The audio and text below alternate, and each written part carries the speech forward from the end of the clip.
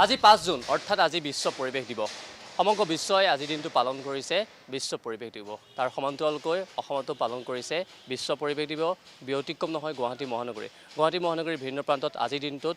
এনেদৰে বিশ্ব পৰিৱেশ দিৱস পালন কৰা দেখিবলৈ পোৱা গৈছে আৰু মই বৰ্তমান উপস্থিত আছোঁ শ্ৰদ্ধাঞ্জলি কাননত আৰু শ্ৰদ্ধাঞ্জলি কাননত আমি দেখুৱাইছোঁ পোনে পোনে ছেভ ভৰলু নাম দি তেখেতসকলে আজি এই দিৱস পালন কৰিছে আৰু তেখেতসকলৰ লক্ষ্য হ'ল যে প্লাষ্টিক সেই প্লাষ্টিক বৰ্জন কৰিব লাগে আৰু বহু দিন ধৰি তেখেতসকলে যি মৰা ভৰলু সেই ভৰলুখন ইতিমধ্যে সকলোৱে গম পাইছে লাহে লাহে সেই ভৰলুখন ধ্বংস হৈ যাব লৈছে আৰু আৱৰ্জনাৰে পুতি পেলাইছে সেই ভৰলুখনক সেইখনক বচাবৰ কাৰণে বৰ্তমান সময়ত দেখিবলৈ পোৱা গৈছে যে সচেতন লোকসকল বৰ্তমান উঠি পৰি লাগিছে আমি ছেভ ভৰলু অভিযান যোৱা 2টা বছৰ ধৰি সংগ্ৰাম চলাই আছোঁ ভৰলু নদীখনক প্ৰদূষণমুক্ত কৰক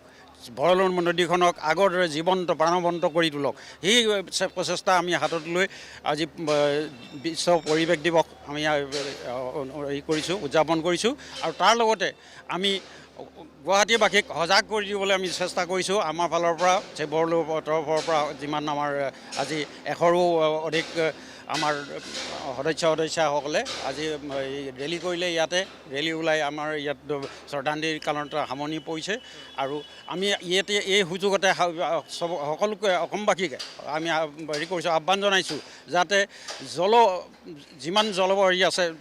অসমত গোটেইখিনি যাতে হয়